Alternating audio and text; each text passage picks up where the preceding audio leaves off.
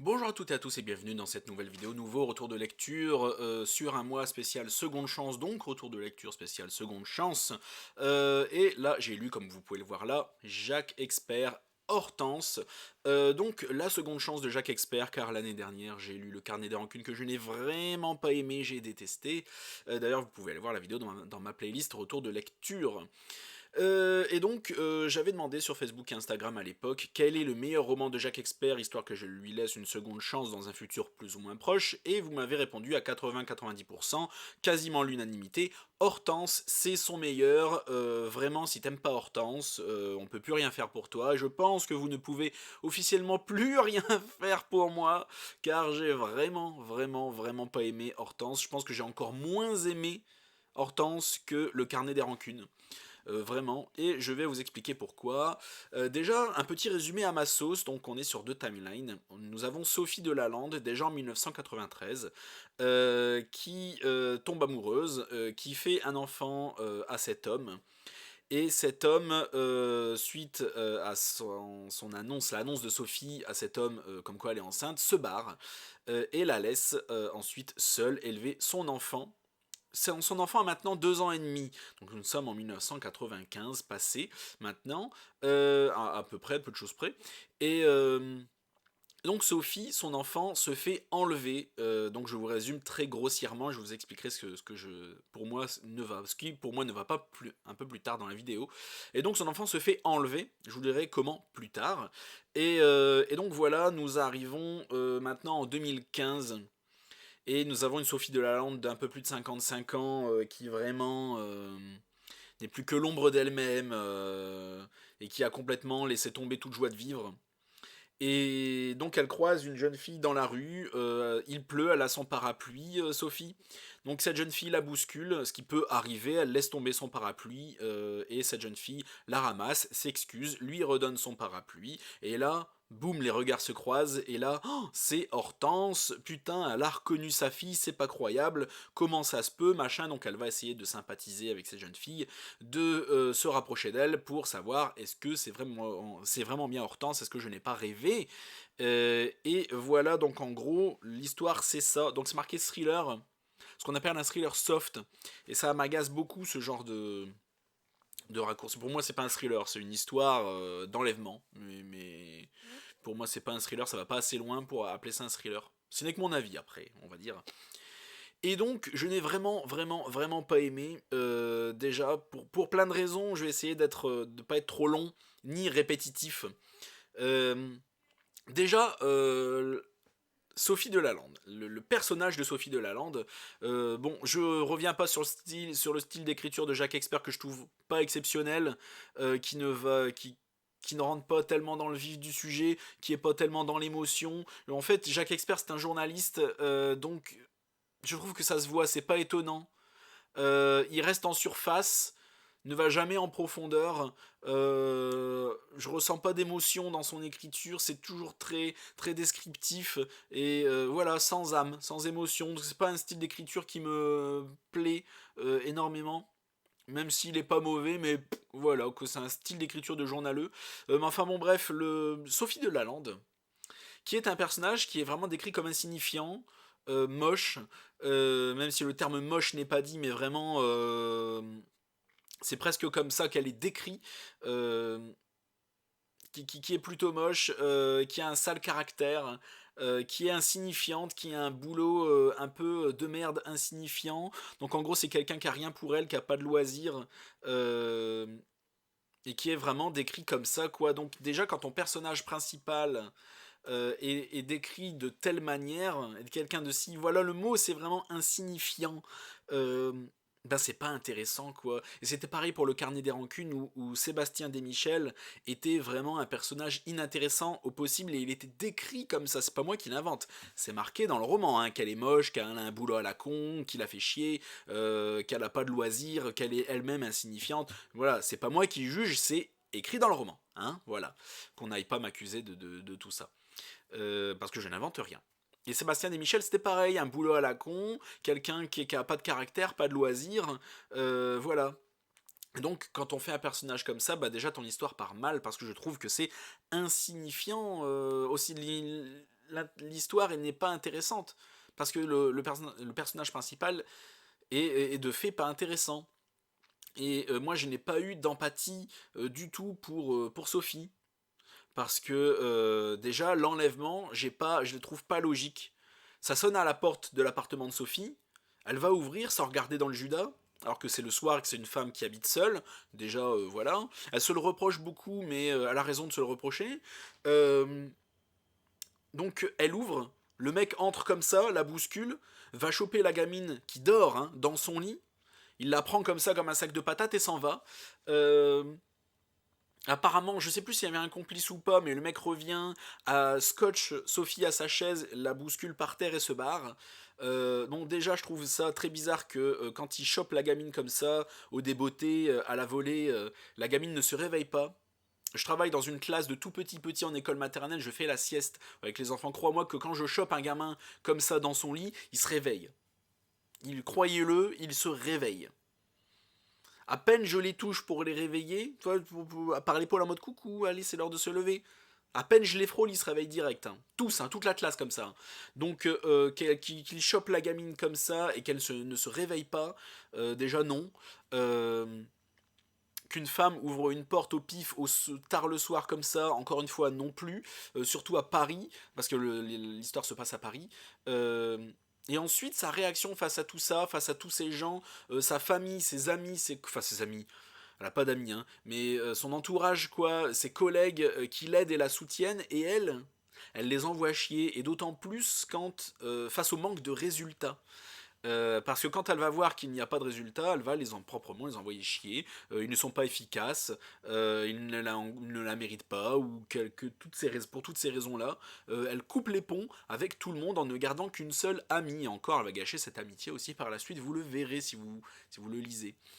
Et non, en fait, non, mais pas du tout, quoi. Et déjà, elle se cloître, et déjà, quand elle avait sa fille avec elle en tant que mère, elle était en mode je ne suis qu'avec ma fille.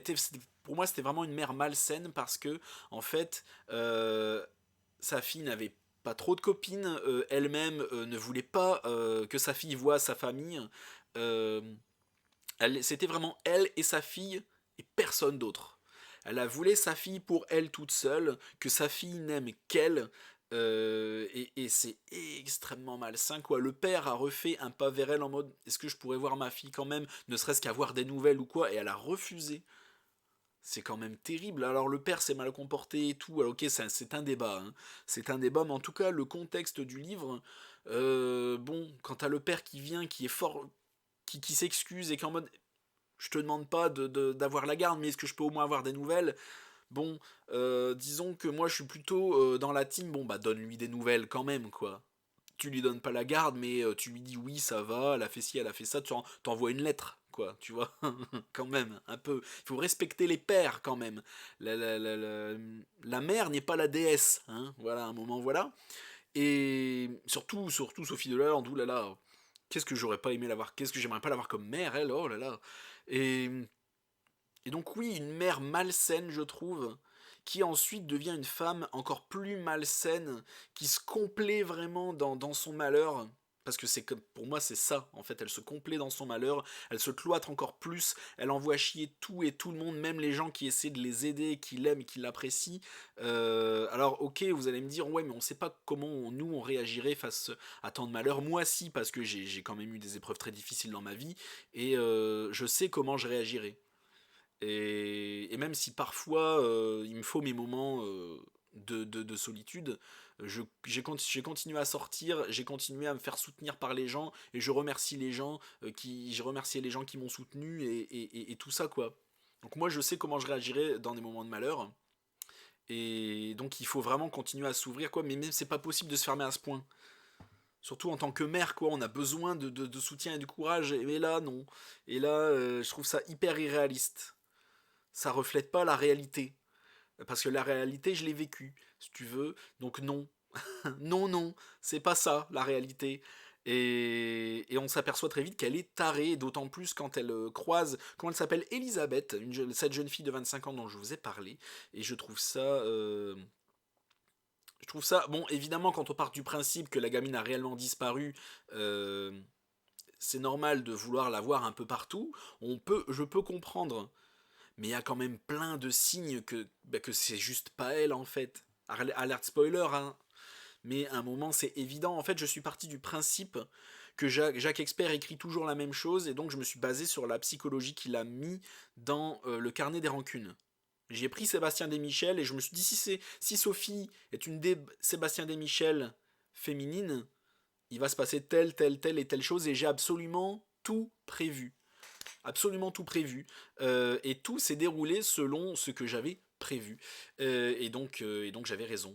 Si vous avez lu le carnet des rancunes, ne lisez pas Hortense, parce que c'est exactement pareil. Et on s'aperçoit que disons qu'elle est tarée, quoi, Sophie. Donc ce n'est pas un mythe, ce n'est pas un rêve, elle est bien tarée. Elle va avoir des réactions extrêmement malsaines avec cette jeune Elisabeth qui va se laisser convaincre en plus. Mais en fait, c'est ça que je comprends pas. Cette jeune Elisabeth qui a 25 ans, qui travaille dans un restaurant parisien et qui a sa propre vie, euh, et qui du coup, Sophie va penser que le père d'Elisabeth, ben, c'est son ex, tu vois, ce qui n'est évidemment pas le cas. Attention, alors j'ai tellement pas aimé, je vais spoil, hein, rien à foutre. Hein. Mais sauf la fin. La fin, je vais pas vous la spoiler, mais évidemment que Elisabeth c'est pas sa fille, parce que sinon, enfin, je veux dire, c'est évident. Je suis désolé pour ces spoils, hein, mais à un moment, voilà, je peux pas vous conseiller cette lecture, c'est pas possible. Euh, Elle-même en sachant que, évidemment que c'est pas sa mère. Hein. Évidemment que son père, c'est bien son père et qu'elle s'est pas fait enlever, elle le sait elle-même tout ça. Mais elle se met à douter quand même. Et c'est très bizarre. Hein. C'est comme si une meuf random dit bah ta mère n'est pas ta mère, et en fait voilà, bah non, ma mère c'est ma mère. J'ai des souvenirs de ma petite enfance et croyez-moi je me suis pas fait enlever quoi. À un moment voilà, il faut arrêter d'être con, je trouve. C'est voilà les réactions de cette jeune fille qui se laisse embobiner par Sophie, euh, et qui va chez elle, qui fait des repas chez elle, qui se la- qui va jusqu'au bout, qui se laisse manipuler par Sophie, parce que c'est ça. Je trouve ça pas réaliste en fait. Et qui se met elle-même à douter en mode oh, est-ce que mon père est mon père, est-ce que Sophie ne serait pas ma mère, tu vois, pour rien en plus, pour rien.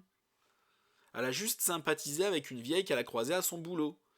Rien que ça, je trouve que voilà, si vous êtes serveur, ne sympathisez pas avec vos clients au point de vous en faire des amis.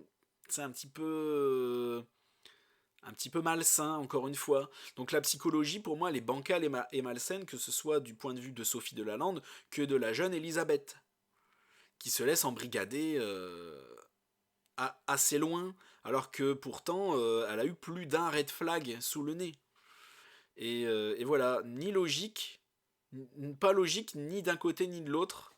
Et ce qui donne, avec évidemment Sophie est tarée, c'est d'une évidence flagrante.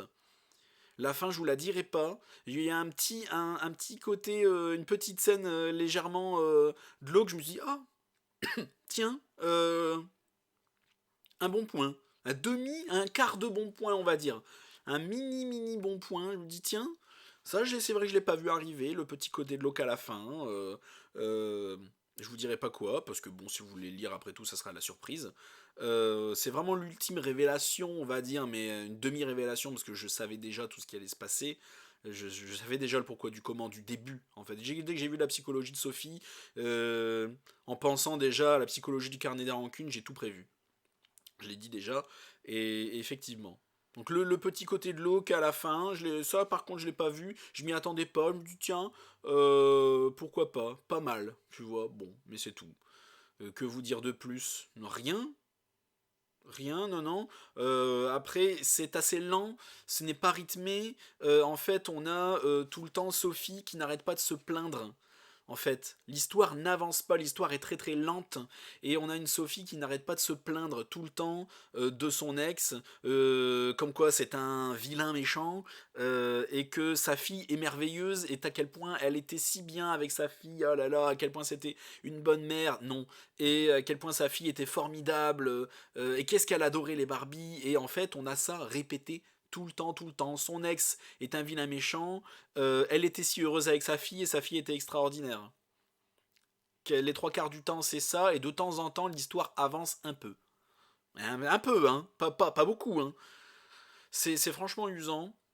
Donc voilà, c'est tout ce que j'avais à dire. Ne le lisez pas, je ne vous le conseille pas. Merci à tous d'avoir regardé la vidéo jusqu'au bout. N'hésite pas à t'abonner à ma chaîne YouTube, même si je pense que cette vidéo va m'en faire perdre plus qu'autre chose. Donc n'hésite pas à t'abonner. Si toi tu as aimé, parce que je sais que le sacro-saint Jacques Expert, il faut pas y toucher, ne me tape pas dessus. Moi je n'ai pas aimé, il faut le respecter. Vous, vous avez aimé, je ne vous comprends pas, mais je le respecte. Euh, Tant mieux pour vous si je n'ai pas aimé, moi je n'ai pas aimé, tant pis pour moi, et chacun a son avis. L'année dernière, quand j'ai fait la vidéo sur le carnet des rancunes, je me suis pris une shitstorm à l'époque en commentaire YouTube, que j'ai supprimé d'ailleurs ces commentaires-là, et aussi sur Facebook beaucoup. Donc respectez mon avis qui est le mien, je respecte le vôtre. Je n'ai pas aimé, vous avez peut-être aimé, et c'est comme ça. Le bannissement et le signalement seront de rigueur si jamais je sens le moindre irrespect envers moi. Voilà, c'est dit. Donc en attendant, tu peux t'abonner à mon Instagram, les Polars d'Alistair, mon groupe Facebook où je poste mes actualités également, et vous pouvez poster les vôtres, donc les romans noirs d'Alistair, un Twitch, je suis pas prêt de refaire un live, vous saurez pourquoi si vous allez sur mon Instagram, abonnez-vous. Donc merci à tous, et à la prochaine chez Alistair.